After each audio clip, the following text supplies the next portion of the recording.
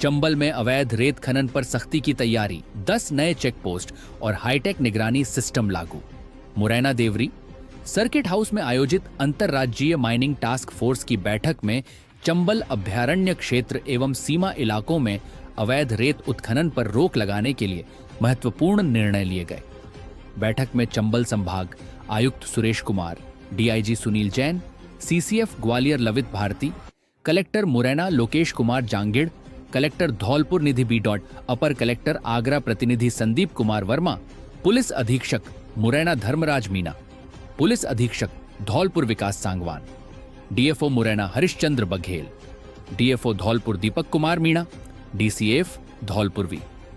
चेतन कुमार तथा खनिज एवं परिवहन विभाग के अधिकारी उपस्थित रहे। बैठक में 10 नए वन चेक पोस्ट स्थापित करने, सीसीटीवी और ड्रोन आधारित निगरानी बढ़ाने तथा real time data sharing system लागू करने पर सहमति बनी। साथ ही बिना नंबर और संदिग्ध वाहनों पर सख्त कार्रवाई और संयुक्त गश्त बढ़ाने के निर्देश दिए गए। आज एक अंतर्राज्यीय समन्वय बैठक देवरी में आयोजित की गई और इस मीटिंग में हमारे commissioner sir, DIG sir, Dholpur से कलेक्टर साहब, एसपी साहब, एमटीओ, उनके आरटीओ साहब, उनके माइनिंग ऑफिसर और अन्य टीम,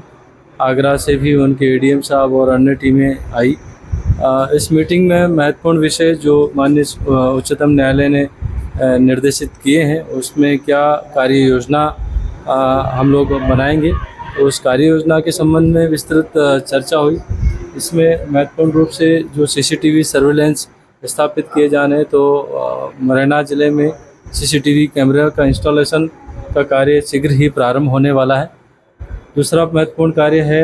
म्यूचुअल इन्फॉर्मेशन शेयरिंग। ये म्यूचुअल इन्फॉर्मेशन शेयरिंग अवैध माइनिंग और परिवहन की गतिविधियों में जो इन्वॉल्व व्यक्ति हैं उनके बारे में इन्फॉर्मेशन शेयरिंग, और दूसरा ऐसे जो क्रिमिनल एक्ट या वायलेंट एक्ट में जो व्यक्ति शामिल है जिनका हम लोग या तो बाउंड ओवर करवाते हैं या एक्शनमेंट करवाते हैं, उसका भी अपने पड़ोसी ज़िले या पड़ोसी राज्यों से इन्फॉर्मेशन शेयरिंग किया जाए, जिससे कि वो व्यक्ति के ऊपर वहाँ पे भी निगरानी रखी जा सके। तीसरा महत्वपूर्ण चीज़ है कि चंबल नदी के जो घाटों पे पहले पूर्व में रेत उत्खनन होता था, तो उस संबंध में अभी लगातार अवैध डंपों को नष्ट किया जा रहा है। ऐसे ही गतिविधि जो है धौलपुर साइड और आगरा साइड में भी की जा रही, तो वो सारी इन्फॉर्मेशन भी शेयरिंग की जा रही है। उसके बाद में उस चंबल की नदी के विकल्प के रूप में हमारे यहाँ पे सिंध नदी का वैध लाइसेंस शुदा रेत आ रहा है, वैसे ही धौलपुर साइड में पार्वती नदी का जो रेत आ रहा है। तो लोगों को विकास कार्यों के लिए एक विकल्प किस प्रकार से उपलब्ध कराया गया, उसको किस प्रकार से डेवलप किया गया है, जिससे कि अवैध उत्खनन पे रोक लग सके। साथ ही साथ हमारे जो कुछ फिक्स चेक पॉइंट बने हुए, इसके अलावा और fix check point 16 check point जो है फॉरेस्ट विभाग के माध्यम से और बनाए जाने हैं। इसमें मुरैना में 10 चेक पॉइंट बनेंगे और उन 10 चेक पॉइंट्स में हम लोगों ने ये भी कहा है कि हम लोग उसमें वायरलेस का स्टैटिक सेट लगाएंगे, जिससे कि फॉरेस्ट की टीम और पुलिस की टीम संयुक्त रूप से इंफॉर्मेशन उसमें रियल टाइम बेसिस पे शेयरिंग हो पाएगी। जो सीसीटीवी कैमरे लगाए जाने वो हाई रिजोल्यूशन वाले और इनकी जो रेंज है वो भी काफ़ी अच्छी रेंज है, तो लगभग 5 किलोमीटर की रेंज में इनसे सर्विलेंस रखा जा सकेगा। इसके साथ ही साथ पब्लिक एड्रेस सिस्टम भी लगाएंगे कि जस्ट इन केस कभी घाटों पे कोई अवैध रेत उत्खनन करने पहुंच गए, तो उसको हम लोग कैसे अपनी टीम को अलर्ट करके वहाँ पे उसको एक्टिवेट करेंगे, ताकि वो लोग वहाँ पे पहुँचे ही ना, तो पब्लिक एड्रेस सिस्टम के माध्यम से उनको वार्न भी किया जा सकता है। इसके अलावा टेम्परेरी चेक पोस्ट बनाई जा रही है। अभी जो एनएच पे 3 चेक पोस्ट काम कर रही है, एक अलावेली के पास में, दूसरा वन विभाग का जो फॉरेस्ट प्रोडक्ट की चेक पॉइंट है, और तीसरा आरटी ऑफिस के पास में ये चेक पॉइंट है। इसके अलावा माइनिंग डिपार्टमेंट के भी सर्विलेंस के लिए सीसीटीवी कैमरे की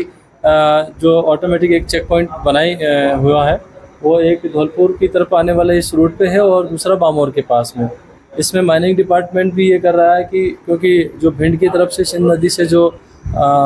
वैध जो सैंड आती है, जिनके लाइसेंस होते हैं, परमिट होते हैं,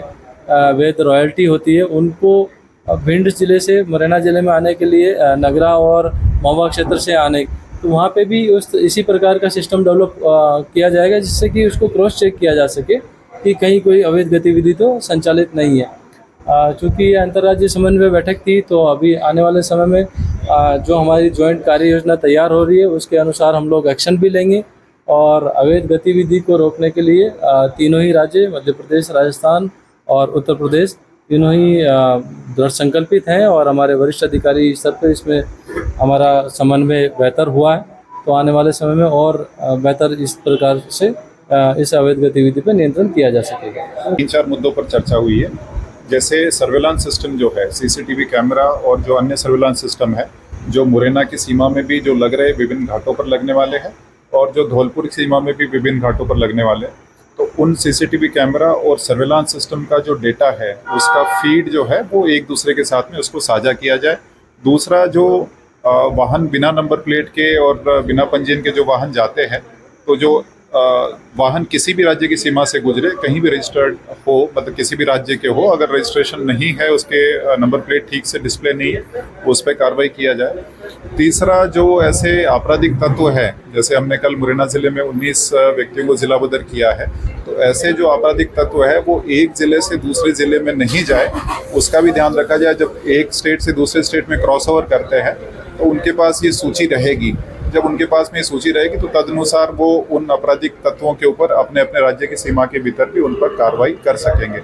और एक ओवरऑल किस तरह से पूरा कोऑर्डिनेटेड एफर्ट, और हमारी जो चेक पोस्ट स्थापित होने जा रही है, विभिन्न चेक पोस्ट, 16 चेक पोस्ट हमारी यहाँ पर वन विभाग की स्थापित हो रही है, धौलपुर में भी चेक पोस्ट स्थापित हो रही है। तो इन चेक पोस्ट पर भी जो सिस्टम्स रहेंगे, उन सिस्टम्स के माध्यम से दोनों राज्यों के, मुख्यतः राजस्थान और